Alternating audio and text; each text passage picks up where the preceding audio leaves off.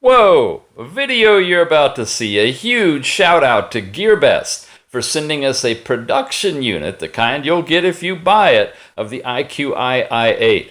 If after this video you want this watch, I really recommend you click on our link and head over and buy it from them, because my opinion of this watch has flipped 180 having gotten a production unit, and we would not have this now if it weren't for the goodwill of Gearbest. All right, on with the show.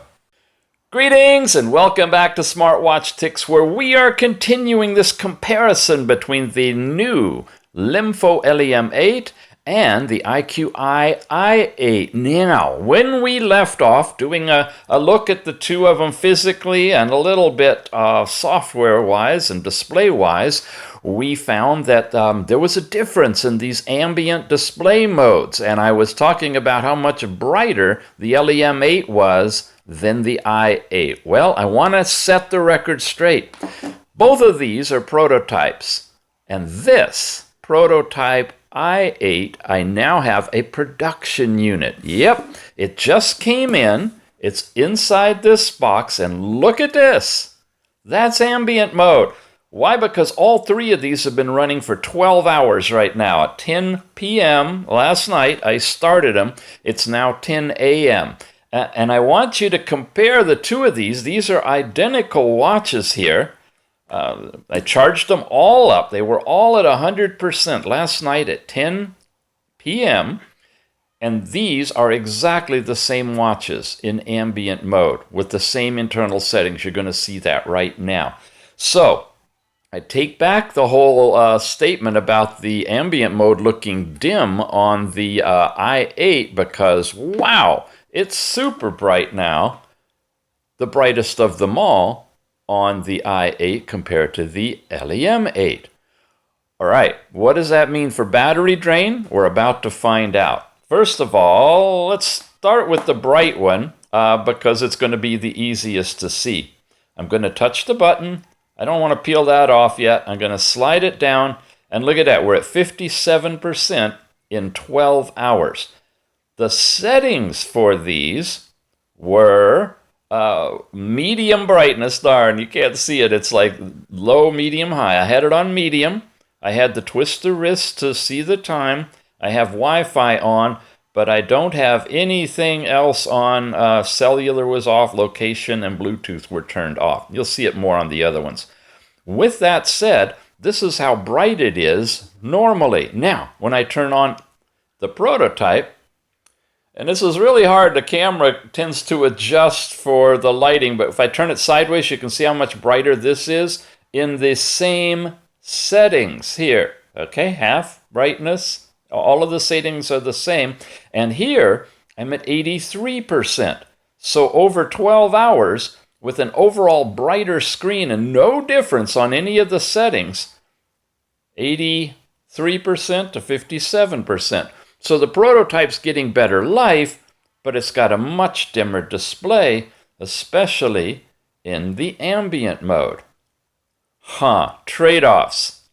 How does that all square up with this one? The LEM8, which seems to be about in the middle of brightness between the two, right? If you're to line them all up in the ambient display mode. Well, we get the medium brightness medium battery power too. Okay, I've got it on this display because it's different displays. What's this? 55%. This one was 82%. And this one was 57%. So this one, being a little dimmer than this one, is actually at a lower battery rate. However, you notice that I have the SIM card in this one. It's not in these. It's blacked out. So we do have cellular ability in here. The phone call capability is here, even though I have cellular data turned off.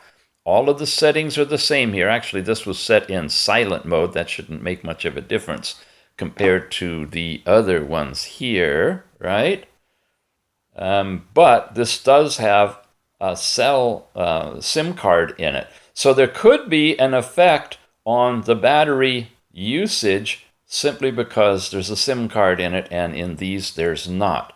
This is why it's so hard, folks, to do comparable battery testing and life on these. Getting the settings exactly the same in different configurations is always hard.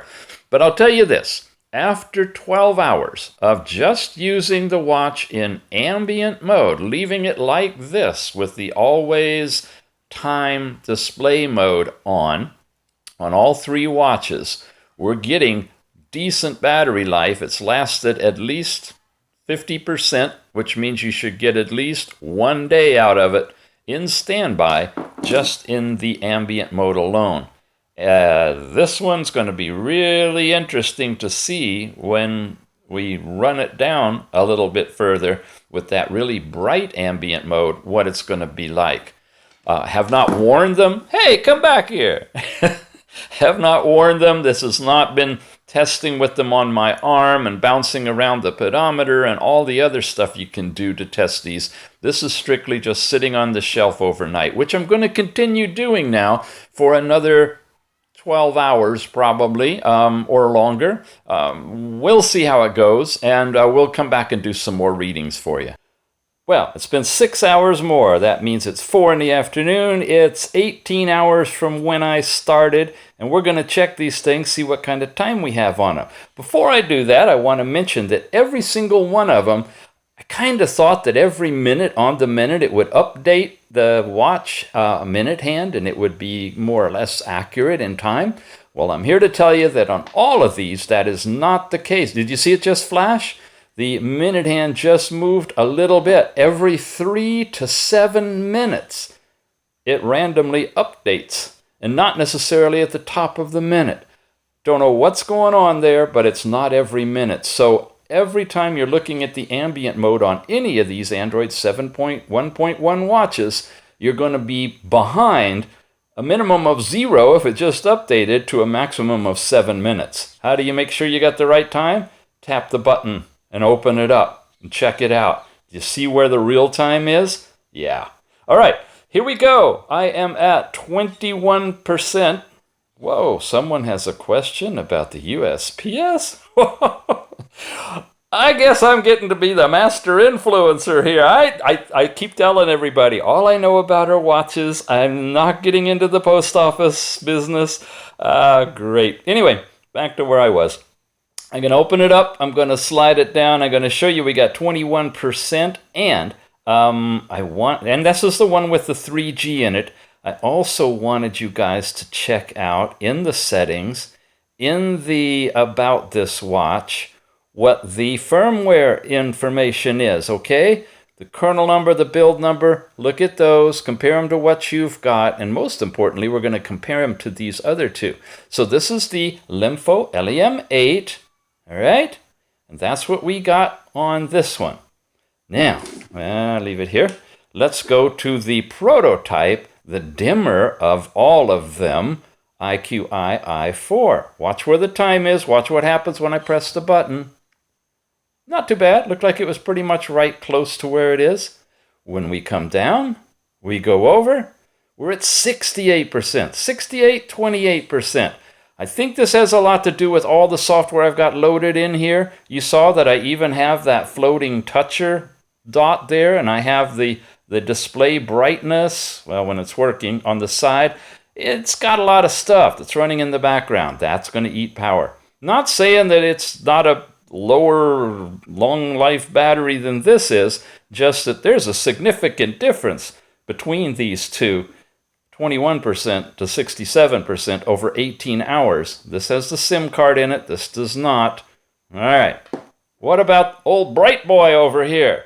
The production unit of the i8. If you buy this one, it will probably be this bright. Oh, yeah. In order to make sure, because maybe it's a firmware update, this whole brightness stuff. So we want to check in settings about this watch. Come here, you. And look at the build information. Can you read it? September 20th, is that right? Okay, got that. Now, let's look at this one. Press. Wow, it is so bright. And this, again, is just set on medium brightness, 33%. Way lower. This is 20%, 33%. What was this one? Up there, 60 something, right? And in terms of the software on this one, the firmware update, we are on, these are so bright, these icons. It's probably washing it out on the screen. Thursday, September 25th. So this is a bit newer firmware than what we're seeing on this one. They are set at the same overall brightness, right? Now, if I come back in here and I lower it to the lowest level right there, and I do the same thing on this one, I want you to note that even though we're lowering the brightness, could you see it's there? That's the lowest setting on both of them. And when you go into ambient, the ambient brightness doesn't ever change. So this is a fixed brightness no matter if you're on lowest or highest. That's on lowest. You'd think that if here, I went in here and I made this totally bright and I turned it off, it would get a lot brighter. It doesn't. It stays the same. So the ambient mode is fixed. Whether or not your brightness is going to be as bright as this in the production unit, whether or not if you have one of the older ones, which I doubt, if you did an update, firmware update, that it'll become bright like this, all unanswered questions. It might be that every single watch comes out with a different calibration in brightness. Don't know. What we do know, though, is for battery, that the dimmer the display, it looks like the longer the battery life that you're getting. And between these two, which are basically identical, they don't have any additional software or firmware or anything else in them. They had the same basic settings. You're getting twice the life out of the dim watch as you are out of the super bright watch. But if that doesn't matter to you, it's been 18 hours after all. That's well more than a day. Looks like we can squeeze 24 hours. Then maybe the bright one is okay. Thing is, you don't have a choice, okay? You're going to get what you're going to get because these are the exact same watch, just prototype and production. Wow. All right. I belabored this so much, and I'm going to stop the test now, and we're going to go and charge them back up, load them up with all the test software, and compare things like Antutu reports and all that. Okay, since we haven't done it officially yet, and we're moving into new territory, and I really want to pull this thing off of here, I'm going to do the quick unboxing of the production version of the IQI I8 that we got from Gearbest. Here's the watch, here's the prototype. They look identical, there's nothing different. So did anything different come in the box? We have the manual down in here. We have this little container, and inside the container, now this is like what you'll get, because this is a production unit right off the shelf from Gearbest. You'll get the screwdriver, you'll get the extra screws, and you'll get the charging cable. Okay? Looks pretty much like what we got in the prototype. I don't think anything's been added or subtracted. The manual, I believe, is the same one from before, and we don't need to go through that because you've already seen this one, right?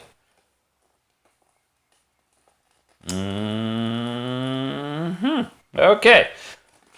Now, let's move into new territory. I've got all of these watches completely set up and loaded with some testing firmware, software that we're going to go through.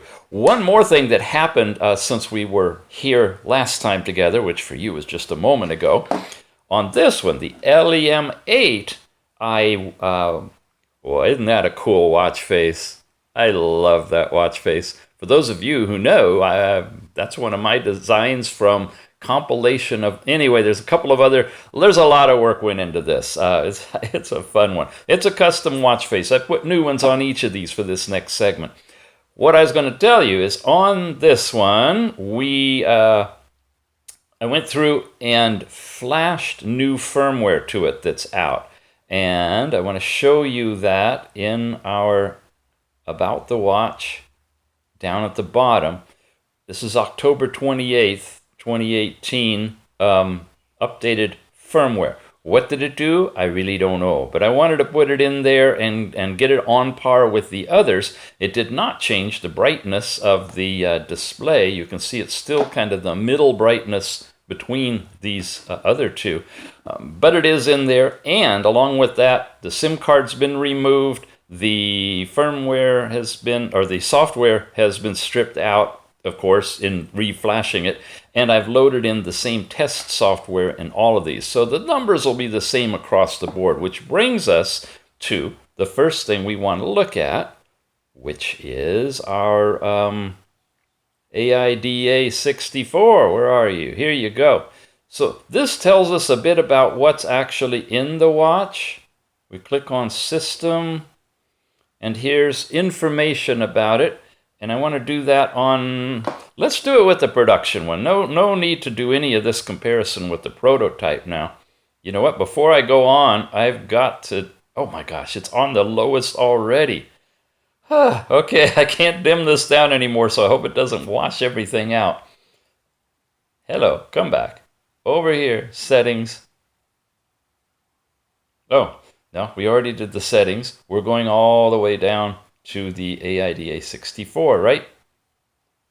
And into System. There. This tells us a little bit about what we've got. The only difference I see is this is defined as an i8 and that's an LEM8. And this has 2 gigabytes and this has 1. So for those of you comparing specs together, remember that the LEM8 is a 2 gigabyte RAM device. Here's our overall memory out of the 16 gigabytes. This is what we've got in here and what we have available. Then when you go over here to the next section on the, what's this, on the processor itself, there's basic information on that. Okay. And then the display. There's that information. So if you guys see any differences or anything significant to report between these two, let us know. Otherwise, I think we've got basically the same watch information here. There's the overall batteries. Now they were charged to 100%, but they've been draining as I've been getting them set up. So, and we've done the battery test already. Okay, so that's this. Now let me set up for Antutu. All right, I got that on the prototype as well, just so we can kind of check it out. We're ready to go on all of them. I don't have 3 fingers, I have 2, so I'm going to start these 2, test, and that one, test. Oh, I got to do the permissions. All right, let's get the permissions out of the way. Now again, in the new version of the Android, we have to actually go down and do the permissions manually. I'll do that off camera. Okay, these 2 are done, and this is what I'm doing. I'm going into permissions, and I'm turning all these switches on and coming back here to test. All right, let's give it a try again. Oh, come on. Okay, they're all pretty close to each other in starting, and they're going to go through and do the 3D test to begin with. And that's this marooned graphic video. You hear the audio coming through on both of them. Testing the processors. Testing the capabilities. Hey, look, folks. A new way of doing virtual reality with your watch, right? Whee! All right. I'm going to skip ahead and we'll just look at the numbers because I know you guys have got other things to do. Okay, they've all finished, and let's check those Antutu reports. First of all, on the i8 prototype. Check out that custom watch face. You like? Yeah, me too. Really neat. When you close it, you get ambient, you break it up, and it comes right back. Nice. Antutu, our score was 30,186 on the prototype i8. So what about the production one? That's this one. Woo, Resident Evil watch face, another custom one. Cool. And there it is off, and there it is on. Yeah. Okay, over to Antutu. We are at 30,990. Wow, nice improvement They've done something to boost everything up on the production unit. All right, how do the i8s compare now with the LEM8? Between 30,200 and 30,000, 31,000 should be. And here it is, and we already saw that cool little watch face. And the results are 30,800. So really, really close, the production units of both of them on the Antutu score. Cool. Now we're going to check GPS, and to do that we need to go into the engineering mode. With that, we use the engineering mode MTK shortcut app, and watch this. It's going to tell us we need to have developer options open. Okay, if you're trying this on your own as well, you need to know this. This is standard for Android. When you get the need to be in developer mode, you have to actually activate it. So we have to go back and find our settings. We have to go into About Watch at the very bottom, and you have to go down to the build number. Now notice it doesn't say developer. Oh yeah, it does. Developer options. Okay. Well, normally what you'd have to do is go down to build number and tap on that thing a bunch of times. See, 7, 6, 5, 4, 3, 2, 1. And now you are a developer, it says. Okay. But this one seemed to have developer options on there anyway. So it's turned it on, and it's active now. Now that it's active, I'm going to go back and go down to the engineering mode, MTK. And that's down here. And now we launch it. Now it lets us get into it.